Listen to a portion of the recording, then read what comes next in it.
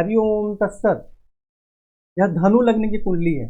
सबसे पहले हम सूर्य से फलादेश प्रारंभ करते हैं। तो सूर्य जो है इस कुंडली में भाग्य भाव के स्वामी और पंचम भाव में विराजमान है। यह बहुत ही अच्छा योग है। मतलब भाग्य की विशेष उन्नति होती है, धर्म का पालन करते हैं, विद्या बुद्धि संतान का श्रेष्ठ सुख प्राप्त होता है। परंतु इस पर शनि की दृष्टि है। हाँ, तो सूर्य का अकेले का फलादेश था, परंतु इस पर शनि की दृष्टि है। और हालांकि शनि 5 अंश के हैं और सूर्य 15 अंश के हैं, फिर भी अंशात्मक दूरी होने के कारण भी प्रभाव तो जरूर रहता है, थोड़ा कम रहे या थोड़ा ज्यादा रहे। तो यहाँ जिसके कारण विद्या बुद्धि संतान के क्षेत्र में कठिनाई एवं परेशानी होती है, भाग्य की उन्नति में भी कठिनाइयों का सामना करना पड़ता है।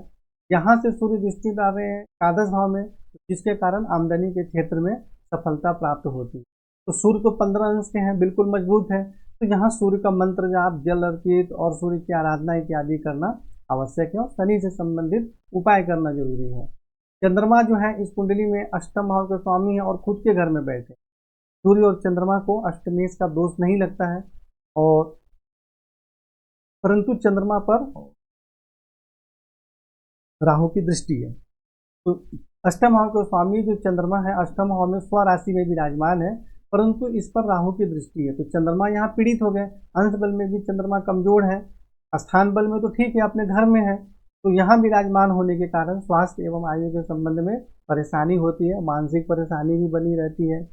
और यहाँ भी अंशात्मक दूरी ज्यादा है। देखिए यहाँ 19 है और यहाँ 4 अंश है, परंतु इसमें तो इसलिए ऐसा मानना कि नहीं राहु चंद्रमा को पीड़ित नहीं करेगा, तो ऐसा नहीं सोचना है।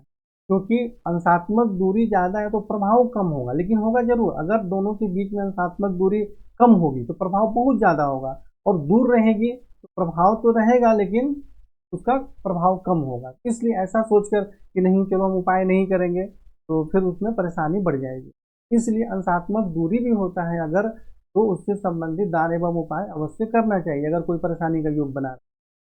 मंगल के विषय में चर्चा करते हैं। मंगल जो है इस कुंडली में पंचम भाव के स्वामी हैं और द्वादश भाव के स्वामी हैं।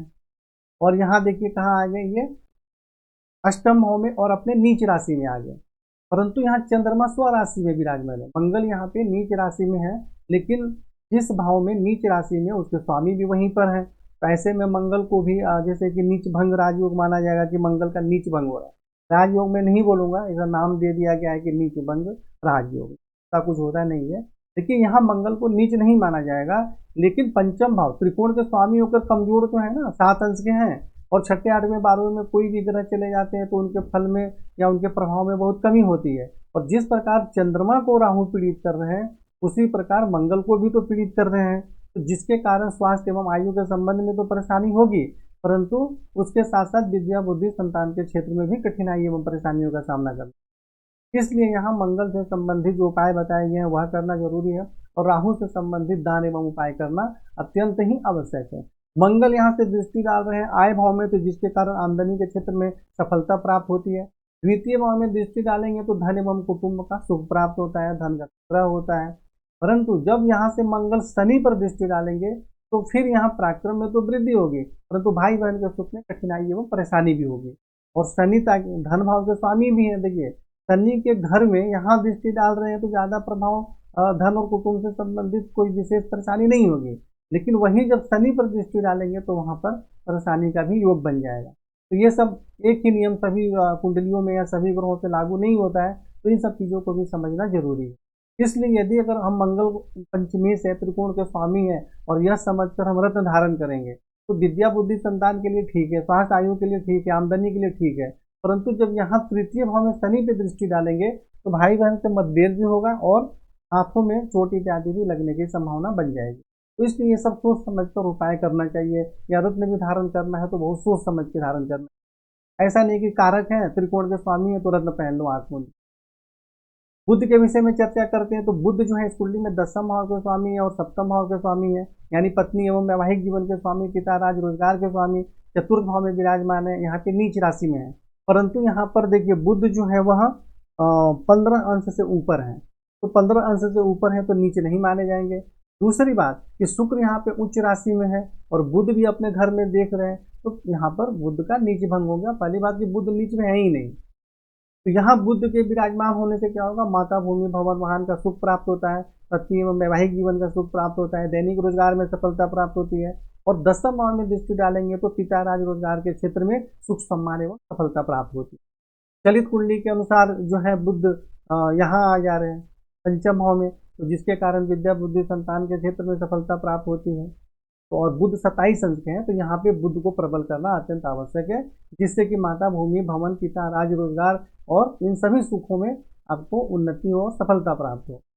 और उसके बाद गुरु के विषय में चर्चा करते हैं। तो गुरु जो है वो इस कुंडली में लगने से चतुर्थ भाव के स्वामी है, 10वें भाव में विराजमान है, तो जिसके कारण पिता राज रोजगार के क्षेत्र में सुख सम्मान एवं सफलता प्राप्त होती है। और गुरु से संबंधित रोजगार करने में बहुत अच्छी सफलता प्राप्त होती है। ऐसे व्यक्ति को उच्च पद भी प्राप्त होता है। और यहाँ से जो गुरु है द्वितीय भाव में दृष्टि डाल रहे हैं, तो जिसके कारण घर एवं कुटुंब का सुख प्राप्त होता है। चतुर्थ भाव में स्व राशि में दृष्टि डाल रहे हैं, तो माता भूमि भवन वाहन का भी श्रेष्ठ सुख प्राप्त होता है। और षष्ठ भाव में दृष्टि के कारण शत्रु पक्ष पर प्रभाव रहता है, नौकरी में भी सफलता प्राप्त होती है। और गुरु बिल्कुल मजबूत है, 13 अंश में और वक्री है, तो गुरु का आपको न मंत्र जाप करने की जरूरत है, न रत्न धारण करने की आवश्यकता है, पूर्णतः बली है गुरु। लेकिन अब इसका लाभ कब मिलेगा, जब गुरु का समय आएगा तब विशेष इसका लाभ मिलेगा। और शुक्र के विषय में चर्चा करते हैं, तो शुक्र इस कुंडली में आमदनी भाव के स्वामी है और षष्ठ भाव के भी स्वामी है, रोग एवं शत्रु के भी स्वामी है। और शुक्र को अकारक माना जाता है, परंतु स्वास्थ्य के लिए, आमदनी के लिए नहीं। तो यहाँ शुक्र जो है उच्च राशि में विराजमान है, तो जिसके कारण कुछ कठिनाइयों के साथ, बहुत ज्यादा ऐसी कठिनाई नहीं होने वाली है भयंकर, तो कुछ कठिनाइयों के साथ माता भूमि भवन वाहन का सुख प्राप्त होता है, आमदनी बहुत अच्छी होती है, शत्रु पक्ष का स्वभाव रहता है, उस पर विजय प्राप्त होती है। और 10वें भाव में दृष्टि के कारण पिता राज रोजगार के क्षेत्र में भी सफलता प्राप्त होती है। लेकिन षष्ठ भाव का स्वामी होकर जैसे कि गुरु पर दृष्टि डाल रहे, गुरु लगने से तो स्वास्थ्य से संबंधित कुछ परेशानी भी होती है, लेकिन कोई बहुत भयंकर बड़ी बीमारी नहीं होती है, बस ऐसे थोड़ी स्वास्थ्य संबंधित कुछ हल्की फुल्की परेशानी रहती है। तो शुक्र जो है इनका तो आपको दान और उपाय करना है, इसका न तो रत्न धारण करना है, न मंत्र जाप करना है, क्योंकि ऑलरेडी ये बली है, जितना चाहिए इनको, ठीक है। उसके बाद हम शनि के विषय में चर्चा करते हैं। तो शनि तृतीय भाव में खुद के घर में विराजमान है, पराक्रम में वृद्धि होती है, भाई बहन का सुख प्राप्त होता है, धन एवं कुटुंब का भी श्रेष्ठ सुख प्राप्त होता है। परंतु इस शनि पर मंगल की दृष्टि हो गई, जिसके कारण ये जो लाभ होता है उनमें परेशानी का भी योग बनता है। इस दोनों चीजों को समझना जरूरी है। और यहाँ से शनि जब सूर्य पर दृष्टि डालेंगे 5वें भाव में, तो विद्या बुद्धि संतान के क्षेत्र में कठिनाई एवं परेशानी होती है। और यहाँ दृष्टि डालेंगे 9वें भाव में, तो भाग्य की उन्नति में कठिनाई एवं परेशानियों का सामना करना पड़ता है। 12वें भाव में दृष्टि डालेंगे तो बाहरी स्थानों के संपर्क से परेशानी होती है, खर्च अधिक रहता है। तो शनि से संबंधित आपको रत्न इत्यादि नहीं धारण करना है, जो उपाय बताए गए हैं वही उपाय करना है।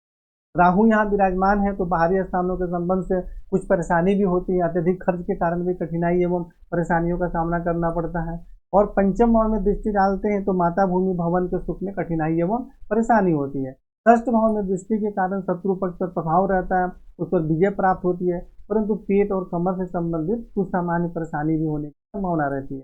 और मंगल और चंद्रमा दोनों पर दृष्टि डाल रहे हैं, तो जिसके कारण स्वास्थ्य एवं आयु के संबंध में परेशानी होती है। और मंगल जो है विद्या बुद्धि संतान के स्वामी है, तो उसमें भी परेशानियों का सामना करना। तो राहु से संबंधित आपको दान एवं उपाय करना है, इसका रत्न धारण नहीं करना है, मंत्र जाप करने की आवश्यकता नहीं है। केतु यहाँ विराजमान है, तो शत्रु पक्ष पर प्रभाव रहता है, परंतु पेट में किसी प्रकार की बीमारी होने की भी संभावना रहती है। 10वें भाव में दृष्टि डालेंगे तो पिता राज रोजगार के क्षेत्र में कुछ कठिनाई भी होती है। 12वें भाव में दृष्टि डालेंगे तो बाहरी स्थानों के संबंध से परेशानी होती है, खर्च अधिक रहता है, कभी कभी नींद ठीक से नहीं आती, और पैर के सबसे निचले भाग में चोट इत्यादि भी लगने की संभावना रहती है। और यहाँ से द्वितीय भाव में दृष्टि डालेंगे तो धन एवं कुटुंब के सुख, कठिनाई एवं परेशानियों का भी सामना करना पड़ता है। इस प्रकार आप संपूर्ण फलादेश आपने देख ही लिया, और कुंडली में भी आपको पूरा विस्तार से फलादेश और उपाय बताए गए हैं। तो इस दोनों को देखकर समझकर और आप आगे बढ़े जीवन में और फिर चर्चा करें। हरिओम तत्सत।